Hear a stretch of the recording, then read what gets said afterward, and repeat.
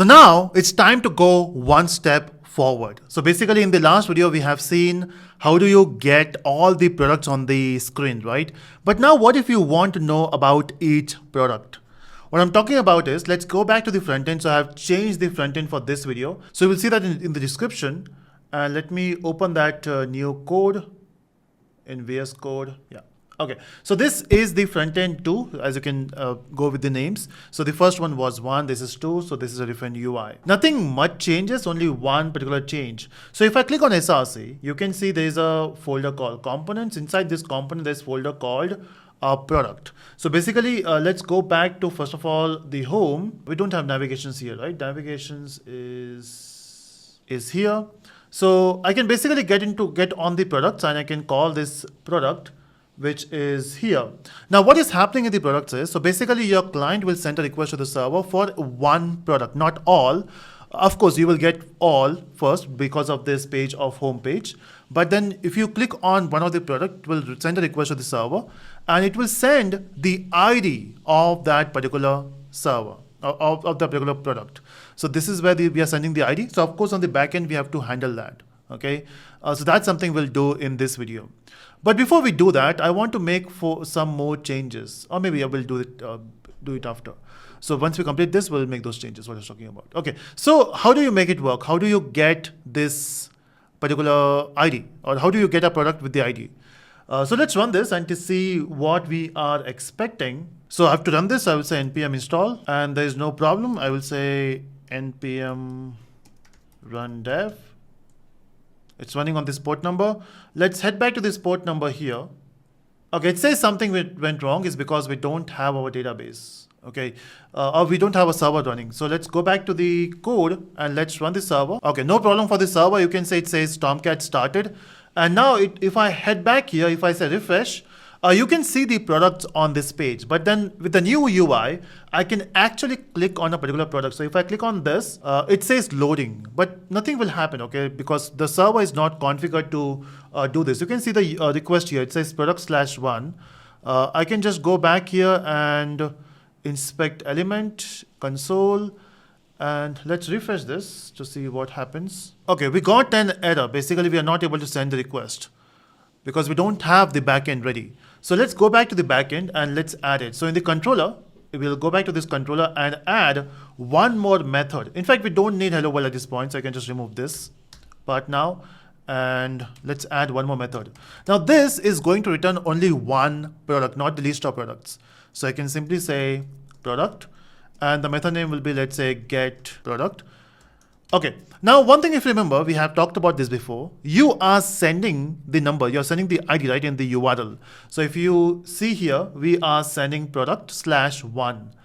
Okay, so in that case, I will just map it with get mapping, and we'll say /product/ I can't say 1 is because the number might change. So in that case, I will accept that in the ID format. And we have to also accept that here. So I will say path variable and then int ID. So this is where it will be mapped. And once you got the ID, I can get a particular product. But who will give me this particular product? So of course I can say return service. You are responsible to get me the product. So I will say get product by ID. So get product by ID. And we'll pass this ID here. But unfortunately, we don't have this method in this service. So what I will do is I will ask my IDE to create this getProductById method. And of course, even this service will not do anything. Service will ask the repo to give the data. So it will say, hey repo, it is your job, so return repo dot. Now we can't say find all because find all will give you all the products. We want the one. So in that case, we have to search by, so you can see we have find by ID method. So we'll use this and let's pass the ID. Okay. Now this will not work is because of this. Find by ID returns you the optional product, not the product, because there might be a chance that in the database, we don't have any product with this particular ID. So it will return null and then you will get null pointer exception. So we don't want it. So to safe side, it says, I will return optional. It is your job to handle it. Now I can handle it. I can check if the product is present, only return this. Otherwise we can return something else. Or I can simply say get, it will give me the product. Okay. Or better way is say or else. If the product is not there, in that case, you can return a blank product by sending value, let's say 0. Okay, there are a lot of values you have to set. Okay, so what I will do is I will simply keep it empty so that you will get all the null values or default values. Not a good option, okay? Properly, you should implement this with the status code and something, but we'll set the status code later. At this point, just keep it simple. It'll return the empty product. Or you can even say get, even that works. But again, not a good idea. Okay, so at least if you have a product, it will give you. That's what we are doing now. So now after making these changes, I hope this will work. So I will just refresh and it says, okay, still, okay, our table created, all the steps have been done, started on Tomcat. Let's head back to our browser and let's close this. Let's go back to homepage. We got all the products and this time let's click on some other car and we got it. You can see this says Honda City. Cool. So this is how basically you get it. Few changes. I don't know why it is coming out of stock. We'll check this later. But if you see the date here, this is weird. Okay, we don't want to show product listed on this. You can do two changes here. Either you can make these changes in the front end. You can simply get it and using React, you can change this value. You can read this value and convert it into DDMMYY format. Or we can directly store this type of data in the database in a different format. Let's see how we can do that. In that case, what I will do is I will go to product. And on top of release date, this is where you have to make a change. So you can basically change the way you store data in database or the data in database, okay? And the way you can do that is with the help of the Jackson library we have used. So Jackson is a library which we use to convert your object into JSON, JSON to object, but it can be used to change other formats as well, which is date format here. And the way you can do that is by using the JSON format. So this is the annotation we have to use, JSON format. And specify what you want to change. So basically, I want to store this in a string format. So I'll say control space. It can be done with the help of shape. And we have to use a format. I want to use a string format. So it's control space and we got string. Then the next thing you have to mention is the pattern, in which format you want to store it. So I will say pattern, and the format which I have is DDMMYYY. So it will basically make my job easy. So by doing this, we are changing the format, how it will look, okay? So restart the application. I think I've done that. So let's go back to the browser and click on home. So we got the products, and if I click on one product, now look at the format. So this is much more readable for the Indians at least. I'm not sure which format we use all over the world. Different countries with different formats. But this I'm very familiar with. So whatever format you prefer, you can change that. So you can say it says the day. It says 30. This is weird. This is not 30. It should be 14th. Okay, I think I have to make M capital. You know, date formats are always headache. Okay, server started, refresh, and hit. Okay, now it looks good. So capital, we have to make the M capital. Okay, now it looks good. So this is how basically you can do that format, date format stuff. What else we can change? This is working. We have made the product controller worked, right? For the particular ID.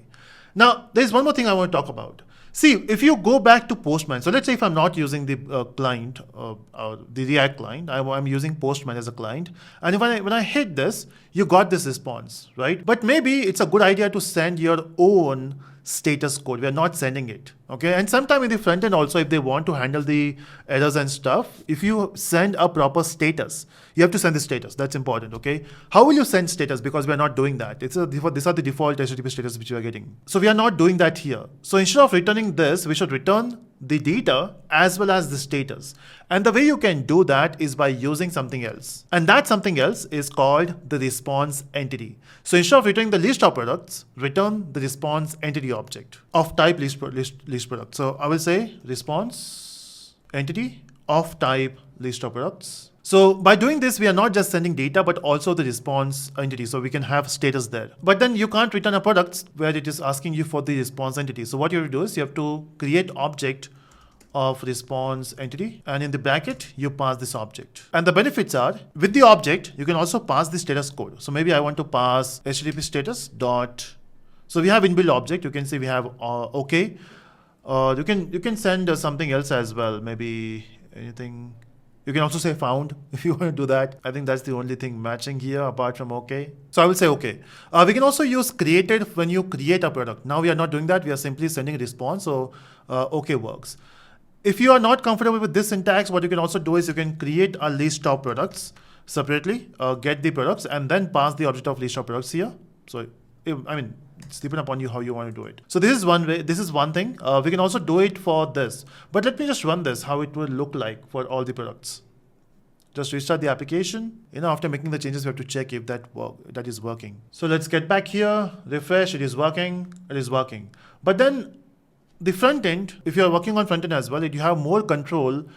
Depending upon the status code, you can change the way you show data. And you can also check that in Postman. But of course, you will only get OK because we have not done that. We have sending OK. But let's see if I send something else. I'm not sure. I've never tried this found. I don't know the status code for this. We can check it. You can click on found. And found returns 302. So let's check what status code you get on the Postman. So head back here. Click on send. OK. Server still not started. Started now. Okay. So you got data, but you can see the status code is 302 found. And this is not a good idea. So good status is always 200 series. So we'll say, okay. Let's change the product as well. So here also we'll use response entity. So from now we are going to focus on response entity, not just the product or the data.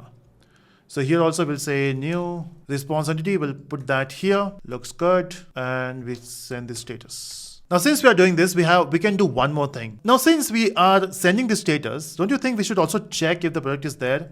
So I can check if, first of all, let's get the product. Product equal to service.getProductById. We'll send this. And that's what we are doing here, right? On this line. So we don't have to say this now. We can send the product itself. But we can check if the product is not null, then only you send this response, right? But what if the product is not there? In that case, you can return something else. You can return new response entity. We have one more constructor which takes only the status. So I will say HTTP status dot not acceptable, not found. So we can send not found. So this is one way to handle this. Let's relaunch it. So let's head back to the Postman and now send a request for, let's say 1. We have it, so it will get data. But what if you said 12? We don't have any product with 12, I hope. And you got error. And this is where you are getting because of this. So I have to make one more changes because I was assuming that you will get data and we don't have it. So I will say or else return null. Let's work with null. Because anyway, I'm checking that on the client side, right? From the controller. So send, this works, 12. And you can see it says not found. So this is what I wanted to return. See, there are multiple ways to handle the situations. I'm going for this approach, looks easy, but depending upon different scenario, we can use different approach. Again, sending null is not a good idea. We have to find some other way of doing that. Cool. So this is how basically you get one product, and we have done that here as well. So it is working. Okay, what next? Maybe in the next video, let's try to add the product. So see you in the next video, everyone. Bye-bye.